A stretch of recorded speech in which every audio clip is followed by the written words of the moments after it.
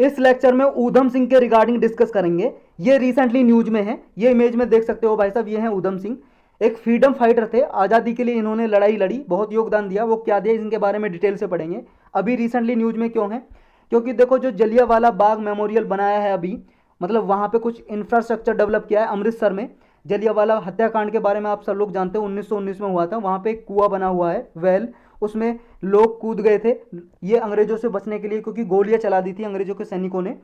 तो उस वेल पे कुछ इंफ्रास्ट्रक्चर डेवलप किया, गिलास से, शीशे से ढक दिया, ताकि अब क्या वहाँ पे लोग उसका ओवरव्यू नहीं ले सकेंगे। तो इस पर कुछ कंट्रोवर्सी चली थी, और भी कई पॉइंट थे जिस पर विवाद चला था, कुछ अपोज किया था कुछ एक्सपर्ट ने। तो यहाँ पे एक शहीद ऊधम सिंह का भी स्टैचू बनाया गया, तो इसलिए न्यूज में थे। इसके ऊपर भी क्वेश्चन रेज किए गए थे, तो इनके बारे में डिटेल से देख लेते हैं कौन थे, क्या क्या किया इन्होंने।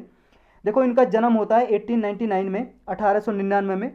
पंजाब की एक डिस्ट्रिक्ट है संगरूर, वहाँ पे एक जगह है सुनम, वहाँ पे इनका जन्म हुआ। इन्हें शहीद ए आजम सरदार ऊधम सिंह के नाम से जाना जाता है। इसका मतलब होता है ग्रेट मार्टिर। ग्रेट का मतलब महान, और मार्टिर मतलब शहीद, महान शहीद की तरह माना जाता है इन्हें। ये एक रिवॉल्यूशनरी थे, क्रांतिकारी लीडर थे एक। इन्होंने इंडियन फ्रीडम स्ट्रगल के लिए अपना योगदान दिया। जो जलियांवाला बाग पे मैसेकर हुआ था, हत्याकांड हुआ था 13 अप्रैल 1919, उसके बाद इन्होंने रिवॉल्यूशनरी एक्टिविटीज़ में हिस्सा लेना स्टार्ट किया। ये प्रभावित हुए थे भगत सिंह से, भगत सिंह थे उनसे प्रभावित होके, उनके बाद ही फिर इन्होंने पॉलिटिक्स में, रिवॉल्यूशनरी एक्टिविटीज़ में हिस्सा लिया, पार्टिसिपेट किया। इन्होंने जो गदर पार्टी थी, गदर पार्टी के बारे में हम थोड़ा ब्रीफ से डिस्कस करेंगे लास्ट में। गदर पार्टी में इन्होंने ज्वाइन कर लिया 1924 में। ये गदर पार्टी का पर्पज यही था कि जो कॉलोनियल रूल है, यानी कि जो ब्रिटिश गवर्नमेंट इंडिया पे राज करती है, इसको ओवरथ्रो करना, मतलब इसको उखाड़ के फेंक देना यहाँ से, और इंडियन गवर्नमेंट सेटअप करना।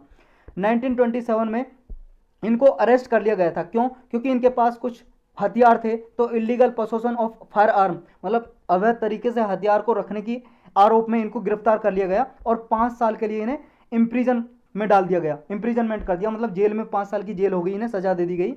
13 मार्च 1940 को ऊधम सिंह ने माइकल ओ डायर को मार दिया था इंस्टीड ऑफ जनरल डायर। देखो जनरल डायर को मारना था, लेकिन इन्होंने मार दिया माइकल ओ डायर को। मारने गए थे किसको? जनरल डायर को। ये यहाँ पे मीटिंग हुई थी, किंगस्टोन हिल नाम की जगह है, वहाँ पे ईस्ट इंडिया एसोसिएशन और रॉयल सेंट्रल एशियन सोसाइटी, ये एक ऑर्गेनाइजेशन है, दोनों इनकी मीटिंग हुई थी किंगस्टोन हिल के पास। तो वहाँ पे ये मारने गए थे जनरल डायर को, लेकिन मार दिया माइकल ओ डायर को। और ये जनरल डायर कौन थे?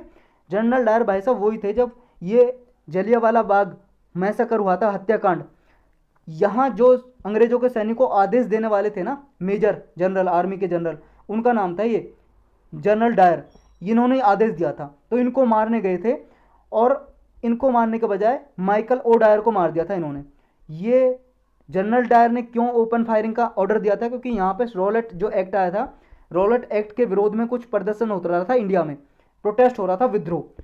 और जब उस टाइम पे डॉक्टर सत्यपाल और सैफुद्दीन किचलू, सत्यपाल और सैफुद्दीन किचलू, 2 आदमियों को गिरफ्तार कर लिया था। उसके विरोध में ही जलियांवाला बाग, एक बाग है भाई साहब, पार्क, जिसका नाम है जलियांवाला बाग, अमृतसर में, वहाँ पे मीटिंग हुई थी लोगों की, बहुत सारे 1000 के नंबर में लोग इकट्ठा हुए, वहाँ पे मीटिंग चल रही थी। लेकिन जनरल डायर ने आके वहाँ पे आदेश दे दिया गोली चलाने का, और एक ही गेट था निकलने का, तो हजारों लोगों को गोली से उड़ा दिया। लेकिन जो अंग्रेजों का डेटा बताया था 379 के लगभग लोग मरे थे, लेकिन हजारों लोग मरे थे इस हत्याकांड में। तो ये जनरल डायर ही था जिसने आदेश दिया था, और ऊधम सिंह ने तभी शपथ ली थी कि इसको मैं मारूंगा। तो इसको मारने गए थे ये 13 मार्च 1940 को, लेकिन माइकल ओ डायर को मार दिया था इन्होंने। तो इसी के लिए इनको मृत्यु की सज़ा मिली, डेथ सेंटेंस दे दी, और 31 जुलाई 1940 को इनको फांसी दे दी गई लंदन में। पेंटोन विले प्रिजन है, जेल का नाम है भाई साहब ये, पेंटोन विले लंदन में, वहाँ पे इनको फांसी दे दी गई 31 जुलाई 1940 को। तो ये तो इनके बारे में था। अब पढ़ लेते हैं गदर पार्टी के बारे में थोड़ा ब्रीफली, संक्षिप्त में। देखो इंडियन रिवॉल्यूशनरी ऑर्गेनाइजेशन थी, एक क्रांतिकारी संगठन था ये गदर पार्टी। किस लिए बनाया गया था? ब्रिटिश गवर्नमेंट से, यानी कि जो ब्रिटिश रूल था इंडिया में उसको हटाना और इंडिया को लिबरेट करना, इंडिया को आज़ादी दिलाना, इसका मेन मकसद था। जो गदर वर्ड है ना, वर्ड शब्द, ये उर्दू का वर्ड है। उर्दू में गदर का मतलब होता है रिबेलियन, यानी कि विद्रोह, विद्रोह। और इंग्लिश में इस गदर को लिखते हैं ऐसे, गदर इंग्लिश में लिखते हैं ऐसे। जो ये पार्टी है यूनाइटेड स्टेट्स, अमेरिका में बनाई थी भाई साहब ये पार्टी 1913 में। कुछ माइग्रेंट इंडियन थे, मतलब यहाँ के भारत के लोग थे जो माइग्रेंट कर गए थे, यूएसए में चले गए थे। यूएसए में क्यों गए थे उसके बारे में भी पढ़ेंगे। ये अमेरिका में चले गए थे, मोस्टली पंजाबी लोग थे, लेकिन इसमें ऐसा नहीं है सिर्फ पंजाबी ही इसके मेंबर थे, बहुत सारे और भी इंडियन थे, सारे ऑल इंडिया मतलब सारे इंडिया से डिफरेंट डिफरेंट रीजन से मेंबर थे जिसने पार्टिसिपेट लिया गदर पार्टी में। मतलब ये ऑर्गेनाइजेशन थी जो इसमें पार्टिसिपेट किया, और मोस्टली पंजाबी थे जो इंडियन माइग्रेंट थे जो यूएसए में गए थे। तो यूएसए में ही ये पार्टी बनाई थी 1913 में, और इसका हेडक्वार्टर भाई साहब था सैन फ्रांसिस्को में। सैन फ्रांसिस्को ये अमेरिका में ही अभी भी जगह है, सैन फ्रांसिस्को। इसका मोटिव यही था जो ब्रिटिश कॉलोनियलिज्म है इंडिया में, इसको उखाड़ के फेंकना है और हमारे भारत को आज़ाद करना है, आज़ादी दिलानी है। ये जब एस्टेब्लिश हुई थी तो इस तरह से हुई थी, Hindi association of Pacific coast, ये इस नाम से एस्टेब्लिश हुई थी, और इसका बाद में नाम ये रखा गया गदर पार्टी, मतलब इसी के एसोसिएट की तरह ये एस्टेब्लिश हुई थी, Hindi association of Pacific coast की तरह बनाया गया था इसको, लेकिन बाद में नाम रखा इसका ये। और किसकी लीडरशिप में बनाया गया था इसको?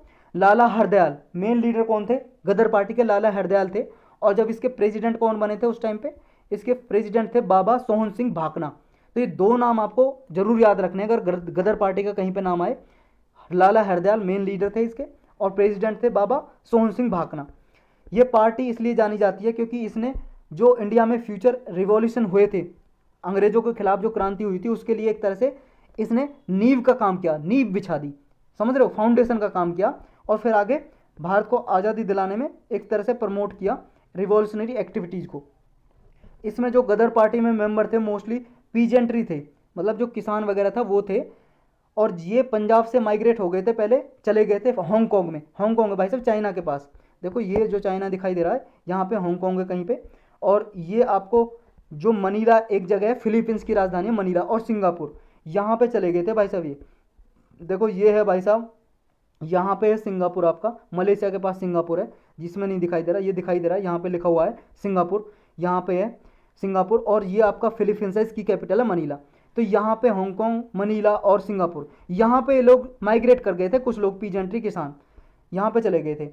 तो ये बाद में क्या हुआ, बाद में ये यूएसए और कनाडा में लुम्बर इंडस्ट्री बहुत ज़्यादा राइज पे थी। लुम्बर इंडस्ट्री बोलते हैं लकड़ी का काम, लकड़ी की जो इंडस्ट्री होती है, फर्नीचर का काम, ये बहुत ज़्यादा वहाँ पे फ्लोरिश कर रहा था, बहुत ज़्यादा वहाँ पे काम चल रहा था यूएसए और कनाडा में। तो फिर बाद में ये लोग यहाँ से, जो लोग हांगकांग, मनीला, सिंगापुर में गए थे, बाद में ये यूएस और कनाडा में चले गए, और वहाँ पे जाके इन्होंने देखा कि इनके खिलाफ क्या है, रेसिज्म होता है, डिस्क्रिमिनेशन होता है, भेदभाव होता है रेस के कारण, कि ये तो इंडियन है, इंडियन के नाम पे भेदभाव होता था। तो इन्होंने फिर गदर मूवमेंट स्टार्ट किया। गदर मूवमेंट ये इंस्पायर हुए इनकी इगैलिटेरियन वैल्यूज से, कि ये गदर मूवमेंट से इन्होंने इगैलिटेरियनिज्म को प्रमोट किया कि अमेरिकन कल्चर में इगैलिटेरियनिज्म हो, समझ रहे हो। और इगैलिटेरियनिज्म का मतलब क्या होता है?